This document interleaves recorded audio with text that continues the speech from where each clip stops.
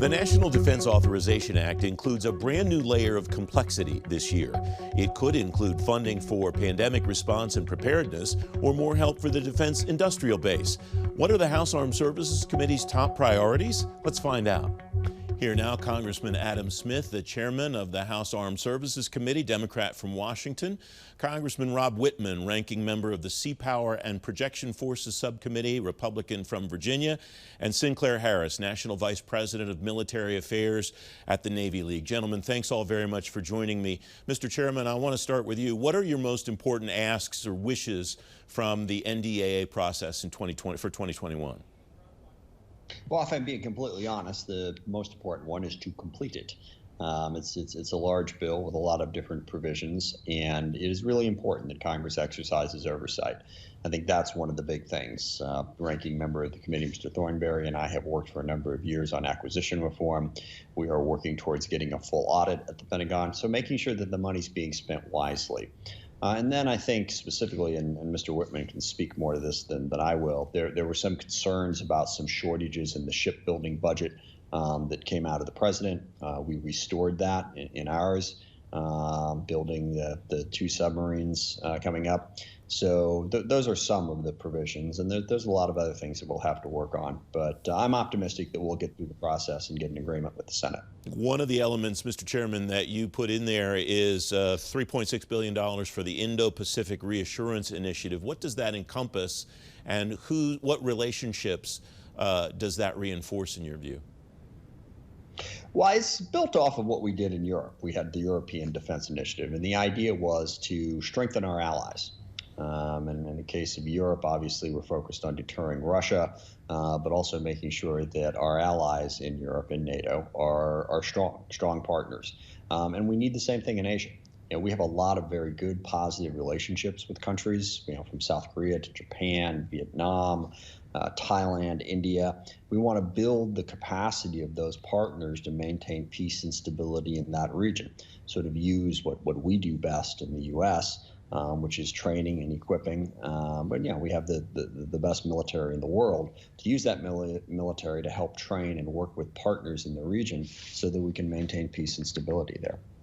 Mr. Whitman, welcome. Thanks for joining the program. The chairman alluded to your interest in shipbuilding. What are your primary wishes and asks for the 2021 NDAA, sir? Well, I think the most important part of that NDAA, aside from what the chairman mentioned, is indeed on the shipbuilding side, making sure that we are building and enhancing our undersea strike capabilities, adding the additional Virginia-class submarine, making sure, too, we provide stability and assurances that we're building the next 2 Columbia-class submarines. Long lead time material purchase there helps us maintain the industrial base, creates certainty there. Next, too, we want to make sure that we get the Armies and Marines where they need to go, and that means sustaining them. Sustainment, while it doesn't make the headlines, is critically important. So making sure that we have new ships in the ready reserve fleet. We saw recently in a turbo activation. We're going to work on Congressman Whitman's connection. Sink, what do you see so far in the NDAA process that you like, and what do you see that concerns you? Well, thank you very much. I really appreciate the chance to be on here to represent the Navy League.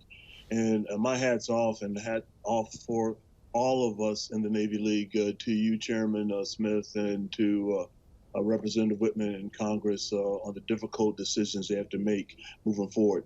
Look, the Navy League is not going to try to get in between the White House, Congress, and the Pentagon in terms of the eaches that are coming out of the NDAA discussions. They've got more knowledge and more understanding and secret briefs and all that than we do. But there are 5 things that we really would like to highlight our support for. Number 1 is that the Navy must, and I repeat, must, maintain a position of dominance in the undersea domain. Now, the 2nd Virginia-class submarine, the Columbia-class submarine, and other undersea platforms, manned and unmanned, need to be highlighted and moving forward. We can't drop away from undersea dominance. Number 2, and it was already mentioned, sea lift is critical in our ability to project power and influence, whether it be in times of war or other, for the Army and for the Marine Corps.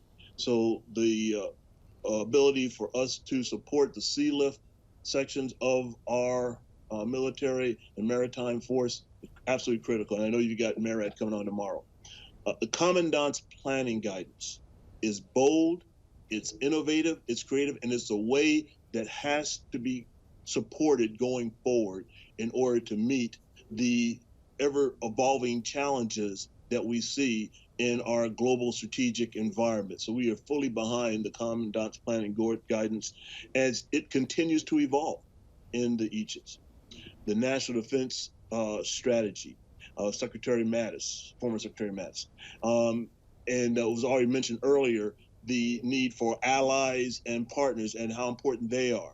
So we still read that as being the guidance that really establishes and presents the strongest case for supporting those elements that support our allies and partners. It's going to continue to be an important part of our American strategy. And then the last thing is transparency. The transparency and the future plans, the force structure is critical because with that transparency between the Pentagon and Congress, that builds trust.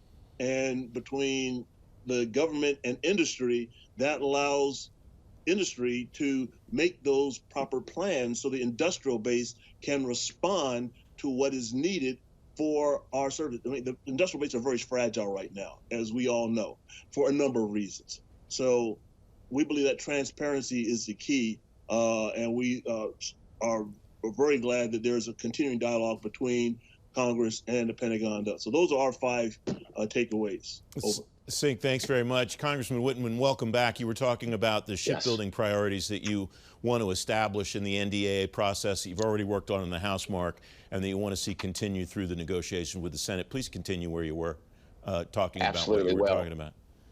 Sure. Enhancing and building our undersea strike capabilities, adding that additional Virginia-class submarine is key, providing certainty in the Columbia-class program, and that is the commitment to build the first 2 submarines in the Columbia-class, getting those materials on hand so that program can get underway.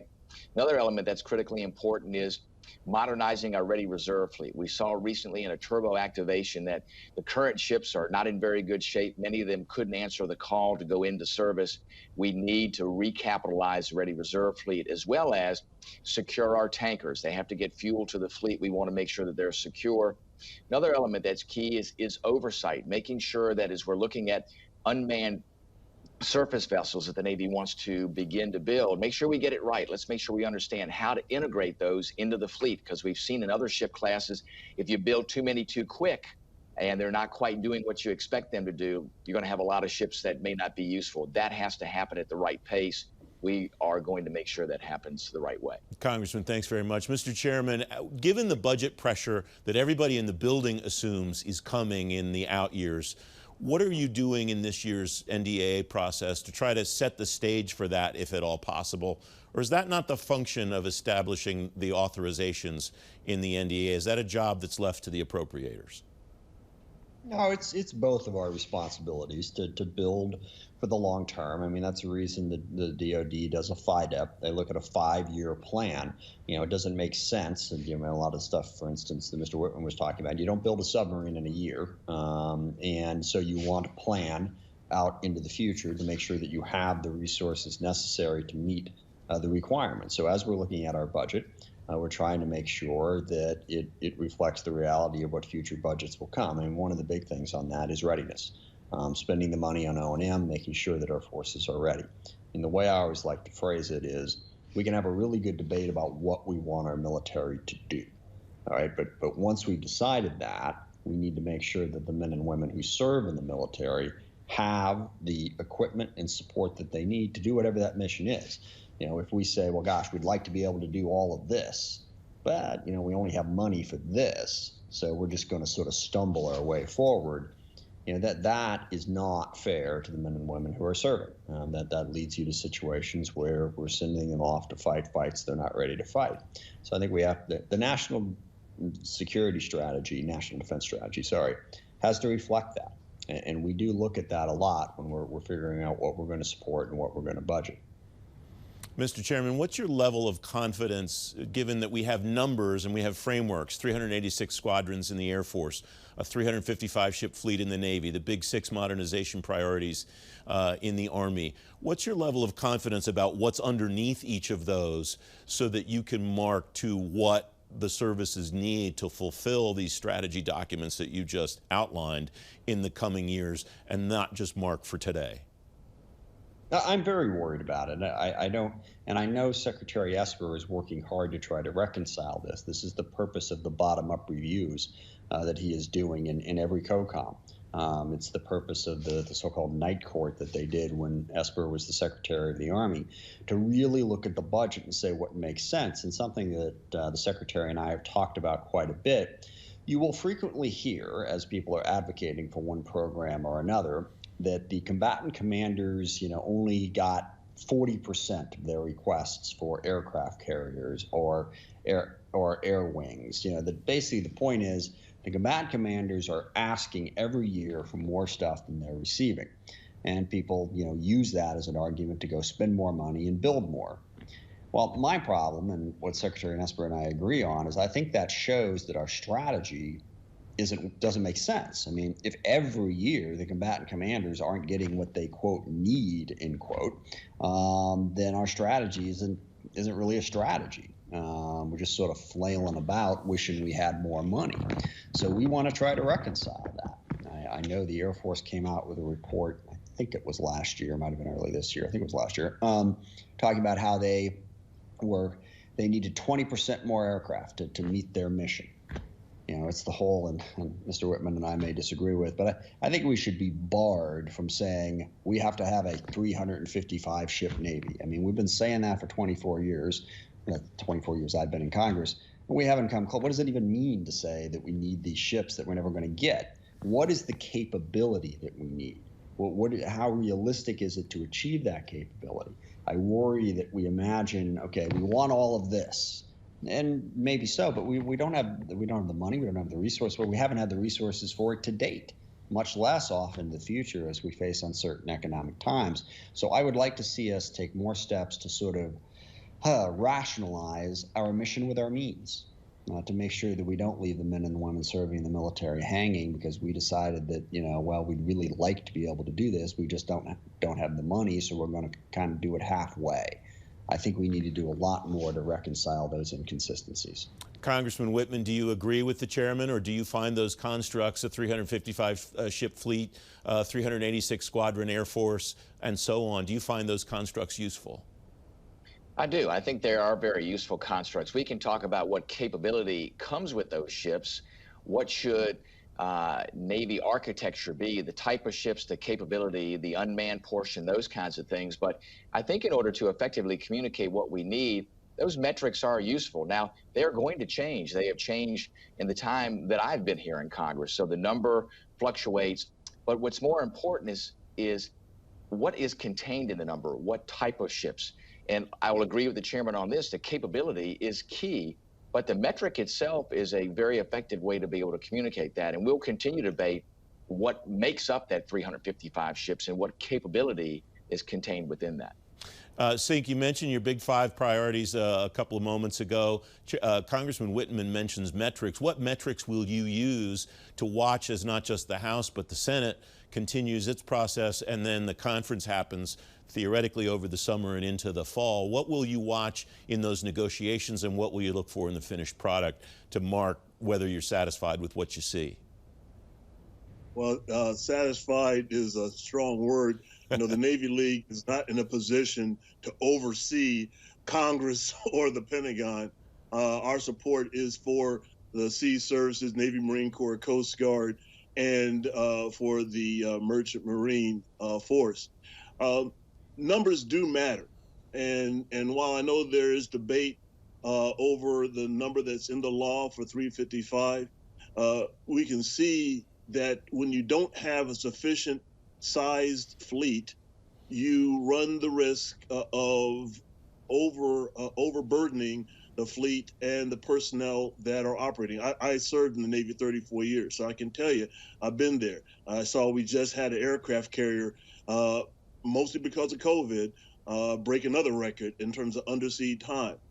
The real question that I think we have to address as a people is where America will be in the future. What place is America's role in the world? And what are the types of forces that are needed to protect and enhance our influence? It won't be, I don't think, an even split as it has been in the past between the services in order to achieve that. That's a hard work of Congress and the White House and the Pentagon to figure that part out. You know where we live because we're part of the Navy League. But that's really the fundamental question is what role for America? Mr. Chairman, we have about a minute left. I want to give you the last word. What will you consider a positive outcome when the negotiation with the Senate is concluded? Is there something that will be in there or won't be in there, or will it just be the fact that you've come to an agreement with your Senate counterparts for the 50-something year in a row? 60th, actually. I will be satisfied if we have a defense budget that adequately provides the men and women who are serving our country with the tools and equipment and support that they need to meet our national security objectives. That's our goal every year, to make sure that we get them the equipment, the support, the services, support for their families as well. Everything that is necessary so that the men and women serving in the military believe that we are supporting them and giving them the tools necessary to do the incredibly important job that we are asking them to do. So I think that's the metric every year. I think we've made a lot of progress in the last 4 or 5 years, certainly on readiness and on other issues, and I look forward to building on that in this year's bill. Chairman Smith, Congressman Whitman, Mr. Harris, thank you very much for joining me. It's great to have all of you. I'll wrap up our coverage from day one of NATSEC 2020 Coronavirus and Beyond in just a moment. So keep it right here on Gov Matters Conference TV.